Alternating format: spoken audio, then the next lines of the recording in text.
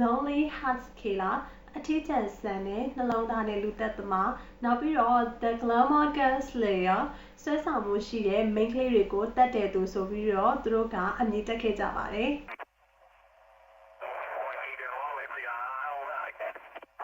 Hello မင်္ဂလာပါချောရဲ့ case file 31 channel ကနေကြိုဆိုလိုက်ပါတယ်ချောဒီနေ့ပြောပြမယ့် case ကတော့ serial killer သမားတစ်ယောက်အကြောင်းပဲဖြစ်ပါတယ်သူ့ရဲ့နာမည်အားဆိုလို့ရှိရင်တော့ Harvey Murray Gladman လို့ခေါ်ပြီးတော့သူဟာဓာတ်ပုံဆရာဟန်ဆောင်ပြီးတော့အမျိုးသမီးလေးတွေကိုတပ်ဖြတ်ခဲ့တဲ့ကျိုးဆွဲလူသက်သမားပဲဖြစ်ပါတယ်။ကမ္ဘာပေါ်မှာဖြစ်ပွားခဲ့တဲ့မှုခင်းအကြောင်းအရာများစွာကိုရှာဖွေလေ့လာပြီးတင်ဆက်ပေးသွားမှာဖြစ်တဲ့အတွက်ကြောင့်မလို့ချောရဲ့ဗီဒီယိုလေးကို like subscribe လေးလုပ်ပြီးတော့အားပေးခဲ့ကြပါအောင်လို့ချောကတောင်းဆိုချင်ပါတယ်ရှင်။မီဒီယာတွေကသူ့ကိုခေါ်တာကတော့ Lonely Hearts Killerအထီးကျန်ဆန်တဲ့နှလုံးသားနဲ့လူသက်သမားနောက်ပြီးတော့ The Glamour Girl Slayer ဆွဲဆောင်မှုရှိတဲ့ main ကလေးတွေကိုတတ်တယ်သူဆိုပြီးတော့သူတို့ကအမည်တက်ခဲ့ကြပါတယ်ဒီနေ့ပြောပြပေးမယ်ဖြစ်ရမှန်ဇလန်လေးကတော့1950ပြည့်လွန်နှစ်တွေတုန်းက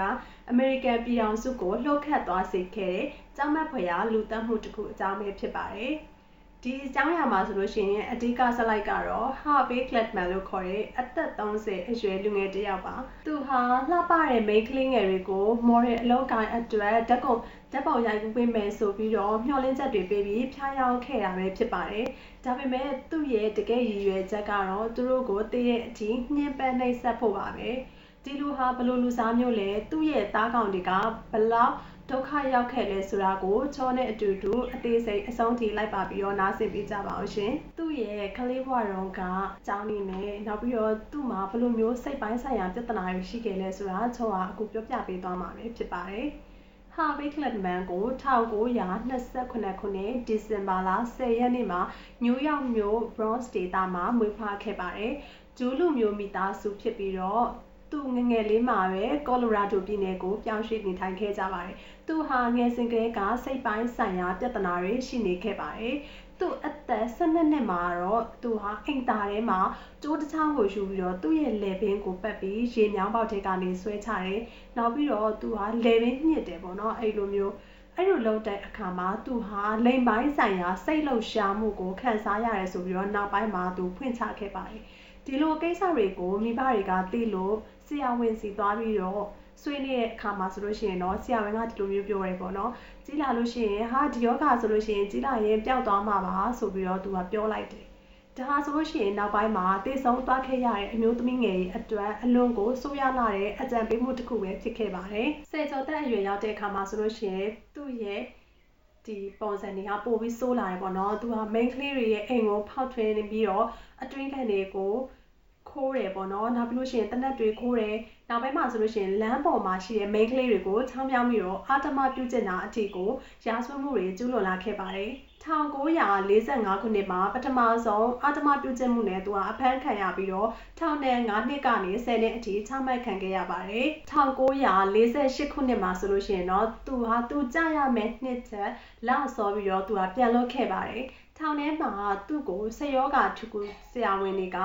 စိတ်ကစင်ကလျာယောဂစိုက်ကိုပတ်ဆိုပြီးတော့သတ်မှတ်ခဲ့ကြပါတယ်။ဒါပေမဲ့ဒီယောဂရှာဖွေတွေ့ရှိမှုဟာဆိုလို့ရှိရင်သူ့ကိုလူအဖွဲ့အစည်းကနေကာဝယ်ဖို့အတွက်မလုံလောက်ခဲ့ပါဘူး။ထောင်ကနေလွတ်လာခဲ့ပြီးတဲ့နောက်1958ခုနှစ်မှာ Harvey ဟာ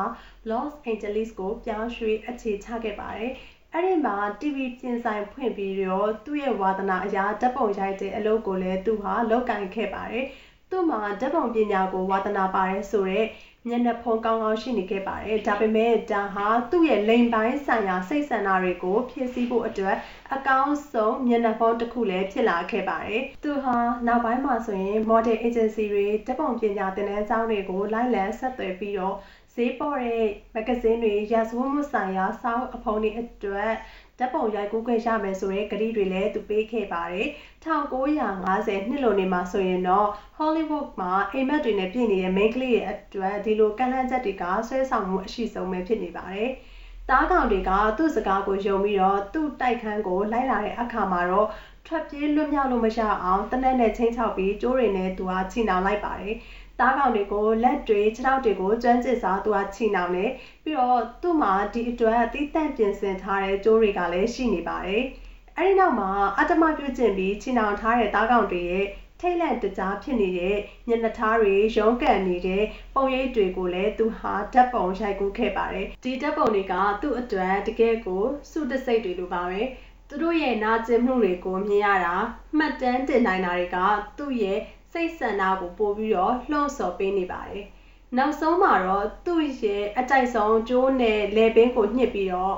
Los Angeles အရှေ့ဘက်က Mojave ကန္နာရထဲမှာအလောင်းကိုစွန့်ပစ်ခဲ့ပါတယ်ကန္နာရဟာကျေပြောလှတဲ့အတွက်ကြောင့်မို့လို့အလောင်းတွေကိုဘယ်တော့မှရှာမတွေ့နိုင်ဘူးဆိုပြီးတော့သူကထင်ခဲ့ပါတယ်သူ့ရဲ့ရက်စက်မှုတွေဟာဆိုလို့ရှိရင်ဒီမှာတွေရက်မသွားပဲနဲ့သူကအဲ့ဒီလိုရိုက်လာတဲ့ဓာတ်ပုံတွေကိုအိမ်မှာပြန်ကပ်ပြီးတော့ကြည့်ရင်လည်းသူ့ရဲ့နောက်ထပ်သားကောင်ဖြစ်လာမယ် main ကလေးအသစ်တွေကိုသူကရှာဖွေတယ်တခါတလေမှာတော့ဒီဓာတ်ပုံတွေကိုကြည့်ရင်လည်းတကိုရေအားသာဖြေပါတယ်ဒီလိုနဲ့ပဲသူ့ကြောင့်သေဆုံးခဲ့တဲ့တားကောင်ဖြစ်တဲ့ main ကလေး3ယောက်ကရှိနေခဲ့ပါတယ်ဒါပေမဲ့ရဲတွေကတော့သူ့တက်ခဲ့အရေးအတွက်ဟာဆိုလို့ရှိရင်ဒီထက်ပိုပြီးတော့များနိုင်တယ်လို့ယုံကြည်ခဲ့ကြပါတယ်ဒီတစ်ခါမှာတော့ချောကသူတက်ခဲ့တာဆိုပြီးတော့အတည်ပြုခဲ့တဲ့သူ့ရဲ့တားကောင်တွေဖြစ်ခဲ့တဲ့ main ကလေးရဲ့အကြောင်းကိုပြောပြမှာပဲဖြစ်ပါတယ်ပထမဆုံးသေဆုံးခဲ့ရတဲ့တားကောင်ကဆိုလို့ရှိရင် Judy Andrew ဆိုတဲ့အရက်အမောင်းကရှည်ပြီးတော့အသားညွညွစပင်ကရွှေရောင်ရှိတဲ့အလှမယ်လေးတယောက်ပဲဖြစ်ပါတယ်သူဟာဆိုလို့ရှိရင်နယူးယောက်ကနေလာရောက်အခြေချထားတဲ့သူလည်းဖြစ်ပြီးတော့မော်ဒယ်လုပ်ငန်းနဲ့ Hollywood မှာနာမည်ကြီးတဲ့အိမ်မက်တစ်ခုကရှိနေခဲ့ပါတယ်1958ခုနှစ်ဩဂတ်လ1ရက်နေ့မှာဟာဘေးကဆိုလို့ရှိရင်ဓာတ်ပုံရိုက်ကူးကဒေါ်လာ50ပေးမယ်ဆိုပြီးတော့သူမကိုသူ့ရဲ့တိုက်ခန်းစီကိုခေါ်လာခဲ့ပါတယ်အဲ့ဒီအချိန်တုန်းကဒေါ်လာ50ဆိုတာကတာမန်အလုပ်သမားတစ်ယောက်အတွက်ကတပတ်စာလုပ်အားခနဲ့ညီမျှတဲ့အတွက်ကြောင့်မလို့ဂျူဒီယာဆိုလို့ရှိရင်သူ့အတွက်ကိုဆွဲဆောင်မှုကြီးတစ်ခုဖြစ်ခဲ့တယ်ပေါ့နော်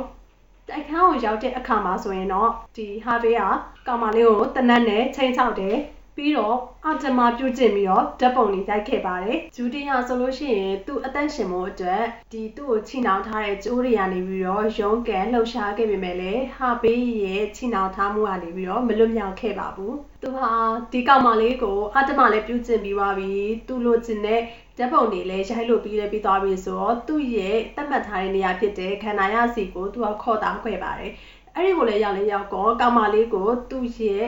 တက်တဲ့ပုံစံထုံးစံအတိုင်းဖြစ်တဲ့လေပင်ကိုညှစ်ပြီးတော့သူကတက်ခဲ့ပြီးတော့ကောင်မလေးအလောင်းကိုအဲ့ဒီနေရာမှာစွန့်ပစ်ခဲ့ပါတယ်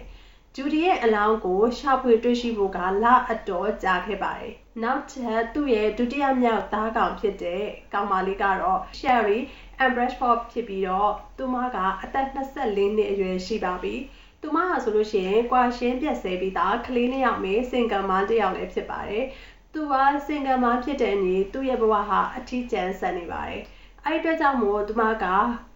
ကိုဟာဘေးကသတင်းစာမှာကြေညာထားတဲ့ Lonely Heart အချစ်ကျင်ပေါ်ရှာတဲ့ကဏ္ဍကနေပြီးတော့တစ်စက်ဆက်သွယ်ခဲ့တာဖြစ်ပါတယ်သူကအဲ့ဒီကောင်မလေးကိုတွားတွေ့ဖို့အတွက်ကို George William ဆိုတဲ့နာမည်အတုကိုအသုံးပြုခဲ့ပါတယ်ဒီကောင်မလေးနဲ့သူကဒီနာမည်အတုကိုသုံးပြီးတော့ကားခွန်ဖို့ဖိတ်တဲ့အနေနဲ့သူဟာချင်းဆိုခဲ့ပါတယ်ရှာရေးဟာချစ်သူအသေးရတော့မယ်ဆိုပြီးတော့သူကမျှော်လင့်ချက်နဲ့ချင်းဆိုခဲ့တာပေါ့နော်ကားပေါ်ရောက်တဲ့အခါမှာတော့ပုံမှန်သူ့ရဲ့လုံယိုးလုံးစင်အတိုင်းသူဟာကျိုးတွေနဲ့ချီနှောင်ပြီးတော့အတမပြုတ်ကျင်ပြီးတော့ကန္နာရထဲမှာလေပင်ညစ်တက်ခဲ့ပါတယ်ဒီအမှုအတွက်သူ့ကိုစန်တီကိုတရားရုံးမှာတရားစွဲဆိုခဲ့ပြီးတော့တည်တံချမှတ်ခဲ့ပါတယ်ရှယ်ရီရဲ့မိဘတွေကသမီးဖြစ်သူပျောက်ဆုံးသွားတာကိုရက်ပေါင်းများစွာ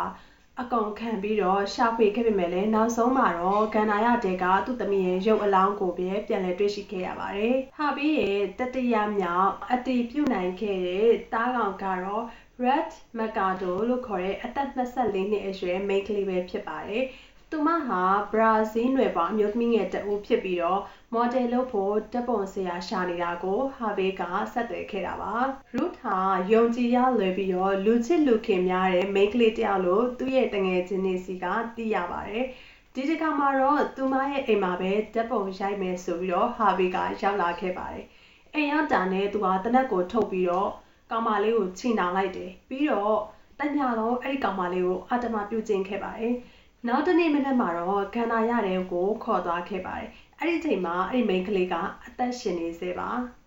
သူဟာအဲ့မှာပဲနောက်ထပ်ဓာတ်ပုံတွေကိုထပ်ရိုက်ပြီးတော့သူ့ရဲ့ငကိုတက်နေကြပုံစံအတိုင်းလေပင်ကိုညှစ်ပြီးတော့သူဟာအဲ့ဒီမိန်းကလေးကိုတတ်ခဲ့ပါတယ်သူမရဲ့အလောင်းကိုလည်းကန္နာရမှာပဲဆွန့်ပစ်ခဲ့ပါတယ်Ruth ဟာဟာဘေးရဲ့လက်ချက်နဲ့ပဲတည်ဆုံးခဲ့ရတဲ့တတိယမြောက်အတီးပြုတ်နိုင်ခဲ့တဲ့သားကောင်လည်းဖြစ်ခဲ့ပါတယ်။ Harvey Kletman ရဲ့ကန်ဆိုးမမောင်ကြမှုကတော့1958ခုနှစ်အောက်တိုဘာလ31ရက်နေ့မှာစတင်ခဲ့တာပဲဖြစ်ပါတယ်။အဲ့ဒီနေ့ဟာဆိုလို့ရှိရင် Halloween နေ့ဖြစ်ပြီးတော့သူ့အတွက်ကိုတရေ6တာထက်ကိုပိုဆိုးတဲ့နေကုန်းချုပ်ရာနေ့ဖြစ်လာခဲ့ပါတယ်။ Harvey ဟာသူ့ရဲ့နောက်ထပ်သားကောင်ဖြစ်လာမယ် Lauren Vigilအသက်28နှစ်အရွယ်ရှိတဲ့အမျိုးသမီးကိုမော်ဒယ်အလုပ်အတုကန်လှန်ပြီးတော့ကားပေါ်ကိုတင်ခေါ်လာခဲ့ပါတယ်။ Lauren ဟာအတွေ့အကြုံရှိတဲ့အမျိုးသမီးတစ်ယောက်ဖြစ်ပြီးတော့ Harvey ရဲ့အပြုအမူတွေကိုသူကသတိထားနေမိခဲ့တယ်ပေါ့နော်။ဘယ်လိုမျိုးသတိထားမိလဲဆိုတော့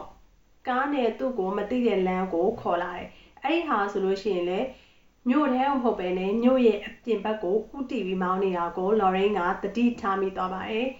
ကားကလမ်းဘေးမှာရက်လိုက်ပြီးတော့ဟာဘေးကသူအရင်လုံးနေကြပုံစံအတိုင်းပဲတနက်ကိုထုတ်တယ်ပြီးတော့အဲ့ဒီမိန်းကလေးကိုသူချင်းချောက်တယ်သူ့ရဲ့လက်ကိုလည်းကျိုးနဲ့ချီဖို့စူးစမ်းခဲ့ပါတယ်အဲ့ဒီအချိန်မှာတော့ဒီတစ်ခါကွဲပြားသွားပါပြီဒီသူလုံးမဲ့တားကောင်ဖြစ်တဲ့မိန်းကလေးရာဆိုလို့ရှိရင်တက်တိရှိရှိနဲ့ Lauren ကိုပြန်လဲခုခံပြီးတော့လုံးထွေးတက်ဖုတ်ခဲ့ပါတယ်သူတို့နှစ်ယောက်ဒီလိုမျိုးလုံးထွေးတက်ပုတ်နေတဲ့အချိန်မှာပဲဟာဘေးကသူ့ရဲ့တနက်ကိုထုတ်ပြီးတော့ Lauren ကိုပြစ်လိုက်တာပေါ့နော်အဲ့လိုပြစ်လိုက်တဲ့အချိန်မှာဆိုလို့ရှိရင် Lauren ရဲ့ပေါင်ကိုထိမှန်သွားခဲ့ပါတယ်အဲ့လိုထိမှန်တာနဲ့အတူတနက်တန်ကလည်းထွက်လာခဲ့ပါတယ်ဒီလိုတနက်တန်ထွက်လာတဲ့အတွက်ဟာဘေးရဆိုလို့ရှိရင်ထိတ်လန့်သွားခဲ့ပါတယ်နာကျင်မှုကိုသိခံပြီးတော့ Lauren ဟာဟာဘေးရဲ့လက်ကိုကိုက်လိုက်ပြီးတော့တနက်ကိုလူယူနိုင်ခဲ့ပါတယ်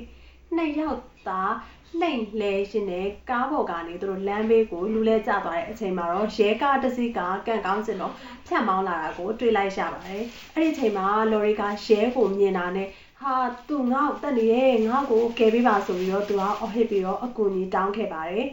ဒီလိုနဲ့ Harvey Kletman ဟာရဲဖမ်းမိတဲ့အချိန်မှာတော့သူ့ရဲ့လက်ရှိဖြစ်ပွားနေတဲ့ပြန်ပေးဆွဲမှုနဲ့အတူတူ